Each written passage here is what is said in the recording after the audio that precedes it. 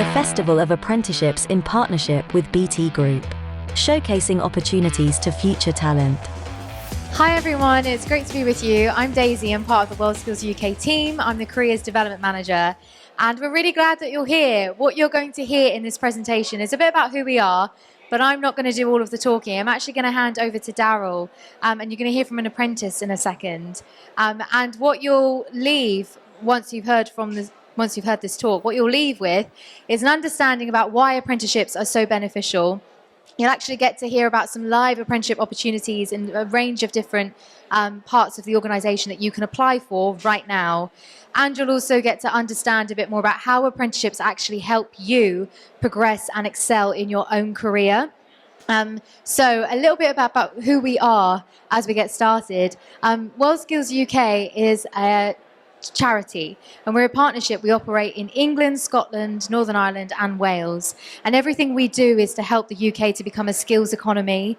Actually, academia traditionally for us has been really prioritised, and we valued knowledge, but knowledge by itself doesn't lead to success. You need to be able to have the skills and the knowledge because they go hand in hand.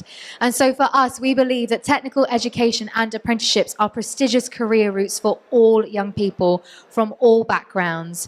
And as I said, we're a partnership, an independent charity, and we work with education, employers and governments to inspire young people, you, to choose these routes, these technical routes for your future careers, because they really do lead to career success. So without further ado, I'll hand on over to the Skills for Security team and enjoy. Sorry. Hi everybody. First of all, I do apologise for the accent, so I will try and speak as pronunciated as I possibly can. As you can tell, I'm not from London, a little bit further north, but I am Daryl Gilmore. I am the Technical Director here at Skills for Security, and joining me on stage today is one of our Skills for Security apprentices, just to give a little bit of an insight into how his apprenticeship journey has been going so far, the benefits, the challenges, and the exciting opportunities that he has been given through the apprenticeship route, as opposed to going through an academia route, through university or college. So I think Daisy has disappeared and stole the clicker, so I will use the manual function for the time being. Did you steal it? Cheers. So just a little bit about ourselves first. So we are Skills for Security, and Skills for Security are the UK's largest fire and security apprenticeship provider. Now, just out of curiosity, has anybody ever heard of fire and security or fire and security technician as an apprenticeship route, or any idea what it is? So a quick little raise of hands if you've ever heard of a fire and security technician. That's what I thought, and that's the usual answer. And this is why we've joined partnership with WorldSkills and started to do these type of events. For our sector in particular, there is a massive shortfall in labour demand. A massive shortfall creating a skills gap. There isn't enough young talent, young kids coming into the sector to give us those succession plans to revitalise the sector, meet the demand on, for example, following Grenfell. That has a massive impact on our sector, on fire compliance, fire alarm system requirements and demands, and everything else in between. So just as a bit of comparison, with regards to apprenticeships, another little raise of hands if you feel confident to do so. Have you ever heard of an electrician? Electrician, or a joiner, or a plumber? So all of these things are very wide known, and the fire and security apprenticeship route is the same level. It's a technical apprenticeship, and where it sits within that type of curriculum on a trade scale is we sit right in between electricians and the data communication engineers. So the way in which this sector operates is very much a case of physical infrastructure that you might carry out as an electrician, but also the IT and networking side that follows on to cyber security, cyber networks, network management and integration across multiple system platforms. And that's where our sector sits. Now, moving on from me talking about skills and myself, which is my favourite subject, I want to go through a little bit on why we're here, on the journey through an apprenticeship and how that can provide benefit. It isn't just about fire and security, though that is my background and Jay's background, and that is what this will mainly be spun around. But the whole idea of an apprenticeship, for those that have never considered it, for those that are a bit unsure on how that applies, then we want to talk through it. So, first of all, I'll give a little bit of an overview of my journey to apprenticeship. Apprentice to professional is the way that I've coined it. So my background, I started in 14 years ago as a skills for security apprentice up in Glasgow, working for a local company, and I was enrolled on a skills for security apprenticeship programme in one of the local colleges. I had no idea about the sector, like everybody else in this room. I came into this through nepotism. It was my dad's brother who carried out this as a job, got me into the sector, but my ambition was to go to university and be an architect, was what I wanted to be. But another 7 years at university didn't really sit well with me. I wanted to get into the world of work and I wanted to start earning money. So following that, I finished my apprenticeship and I moved on to a bit more of a technical role, away from on tools and hard graft and physical installation, to a bit more of an IT role within the sector. I then moved into as a solutions engineer and doing more of a tendering process for buildings like this, buildings at the Shard, other major medical facilities up and down the country, and specifying and creating the bespoke designs for those systems. And then I found myself moving into education, and I became full circle back as the technical director at Skills. So it's been a great little journey for me, and this sector in general has been great. But I would never have had these opportunities if it wasn't for me getting into an apprenticeship, into the world of work, learning as I earn and getting that hands-on experience. So I'm going to give you across to Jay, and Jay's going to give me a little bit of information just on his own journey so far. Now, Jay's a second-year apprentice with us. He's got 1 year left on his apprenticeship programme before he qualifies. So I'll hand you across to Jay to give you a little bit of insight. But what we'll do first, Jay, if you want to start a little bit of an overview of what your role is as an apprentice, some of the responsibilities that you carry out on a daily, weekly, monthly basis, some of the challenges that you've faced coming into the sector as an apprentice, from leaving school, coming into the world of work, but also I want to hear some of the benefits. All right, buddy? Hi. So yeah, my role as an apprentice, basically I'm on site every day. I'm with the engineer and he's given me all the skills and knowledge I need. When I first started, I was a bit overwhelmed. I wasn't from the fire and security background. Lucky enough, I had like loads of support there, so I picked up stuff pretty quickly. The benefits of it was you get to learn everything that you need to do the job, and you are able to like meet new people and network, and basically have yourself your own your own skills. I didn't want to put you under pressure. I know it's the first time you've done it, so it's confidence building. It's great character building.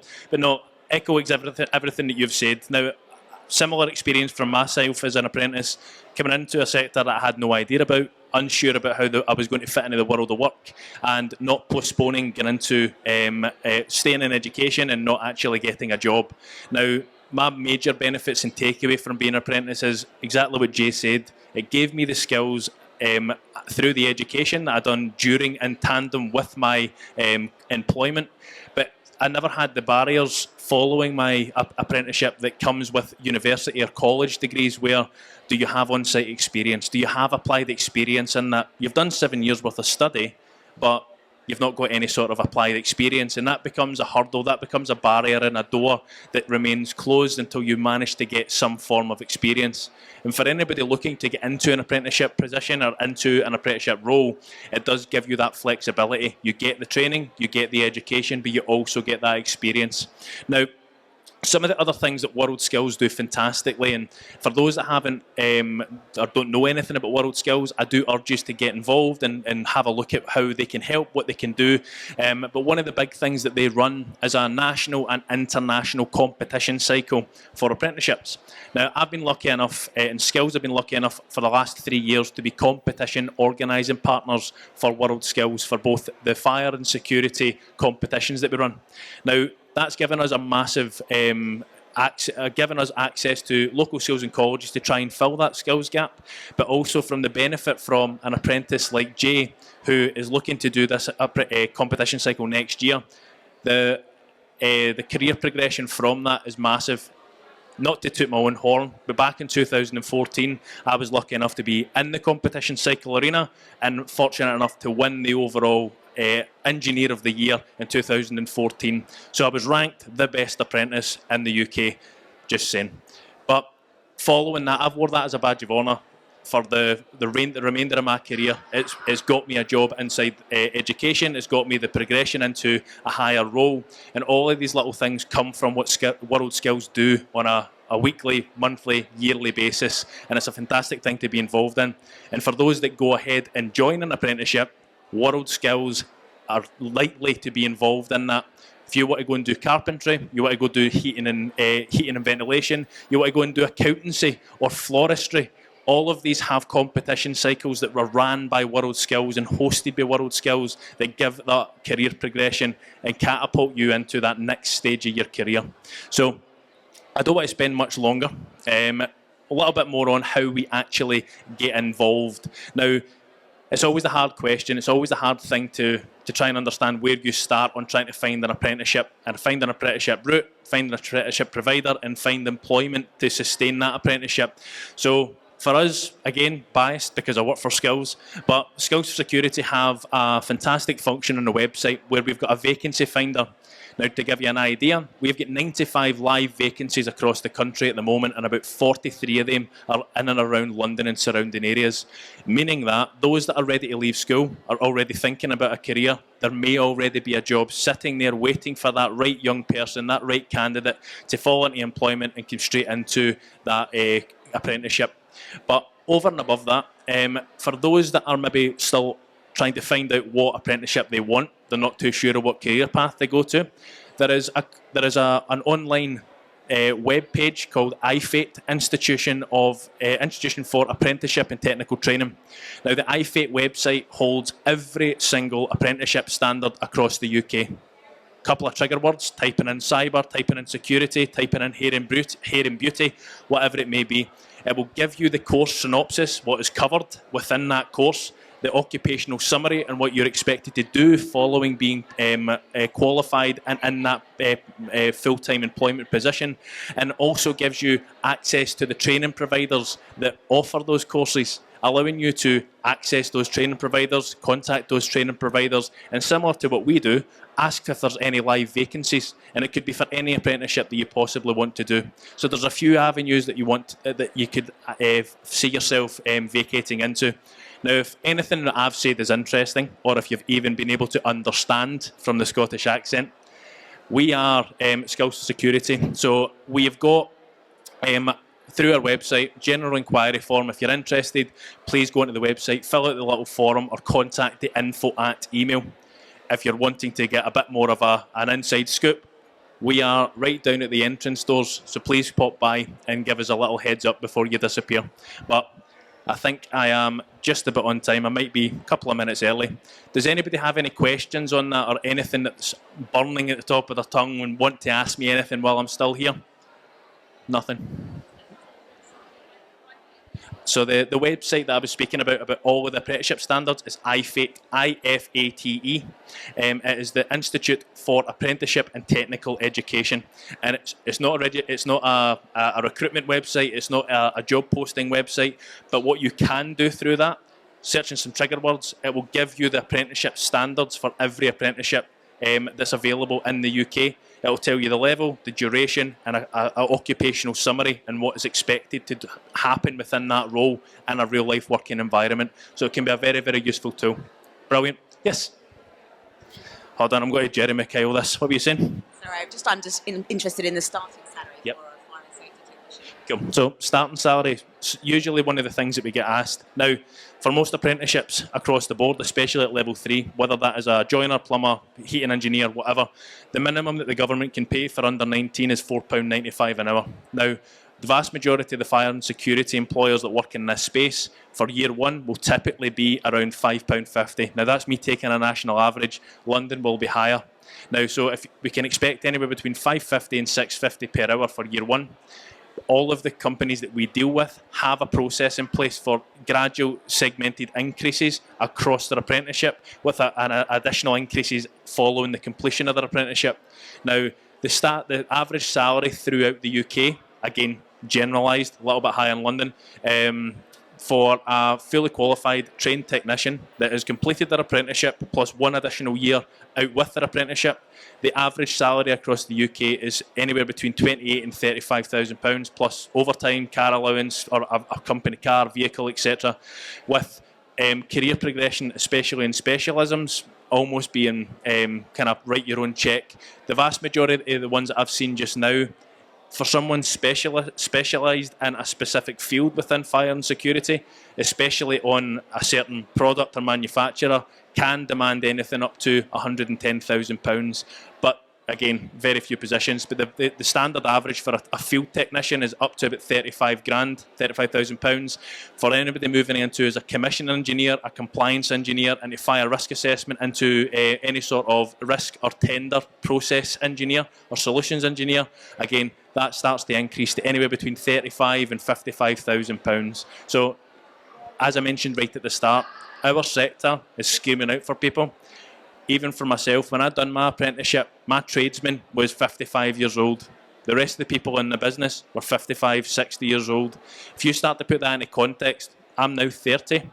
Most of them have now all retired, and there is not enough pipeline coming in. So you start to think anybody that starts their apprenticeship within fire and security in the next 5 to 10 years will likely see themselves elevate into a supervisor or a management position relatively quickly, because there's nobody in that position just now, and most of them are getting phased out due to the skills gap. So there is some very, very lucrative opportunities as well as progression opportunities within our sector. Anything else? Oh, you want another one? Oh, entry requirements. Sorry, I thought you said salary. That's the Scottish English barrier there. Sorry. Entry requirements for the level 3 fire and security is level 2 functional skills and employment. That's pretty much it. Now, there might be some other additional requirements and prerequisites from the employer, whether it's we need somebody that's able to drive or whatever it may be, or we're looking for an ideal candidate that's done a year in McDonald's or whatever. But the actual entry requirements for the course is level 2 functional skills. Level 3 is required by the end or completion of the apprenticeship, but we have our own internal functional skills tutors and team. So rather than having to cram in functional skills over 6 weeks, we do it over the 3 years of the apprenticeship. So for those that may have a lack of proficiency within Maths or English, we have 3 years to build on that. 3 years to cover that within the curriculum, 3 years to segregate it and have specific functional skills lessons and tuition. And then by the end of that 3 years, we have not had anybody fail their apprenticeship by not having functional skills at this stage at all. So that's realistically the only prerequisite. But we do have that that function in place within skills to support anybody who doesn't have the level 3. All right. Lovely. Anything else? Cool. I can imagine you're all bored to tears of me. I can see some of the faces. So thank you very much. And any other questions, please feel free to come down and speak to us. Cheers. The Festival of Apprenticeships in partnership with BT Group, showcasing opportunities to future talent.